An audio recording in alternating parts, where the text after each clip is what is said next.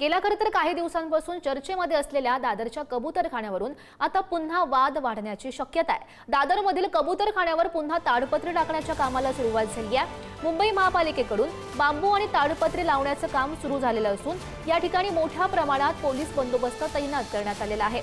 हायकोर्टाच्या निर्देशानंतर या कबूतरखान्यावर याआधी सुद्धा बांबू आणि ताडपत्री टाकण्यात आलेली होती, पण जैन समुदायाच्या लोकांनी आंदोलन करून ती ताडपत्री काढलेली होती। आता पुन्हा एकदा या कबूतरखान्यावर ताडपत्री टाकण्यात येते आणि या ठिकाणी चारही बाजूने मोठा पोलीस बंदोबस्त सुद्धा तैनात करण्यात आलेला आहे।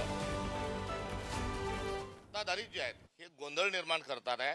आता सत्ताधाऱ्यांजवळच कुठेतरी आता दंगा करो पथक हे त्यांनी स्थापन केलेलं आहे आणि या निमित्तानं भारतीय जनता पार्टी हा कुठेतरी कबूतर जिहाद या ठिकाणी आणून आता हिंसा जी आहे की आम्ही कायद्याला मानणार नाही आणि आम्ही प्रसंगी हिंसाचार करू इथपर्यंत आता कबुतरांचे जीव वाचण्यापर्यंत जर भाषा गेली असेल तर यामध्ये दंगली घडून आणण्याचा हा एक प्रयत्न असू शकतो। किशोर पेडणेकरांचं असं म्हणणं या संदर्भामध्ये हा तुम्हाला अर्बन नक्षलवाद वाटत नाही का? जैन मुनी शस्त्र हातामध्ये घेतात तर असं आम्ही काय केलं?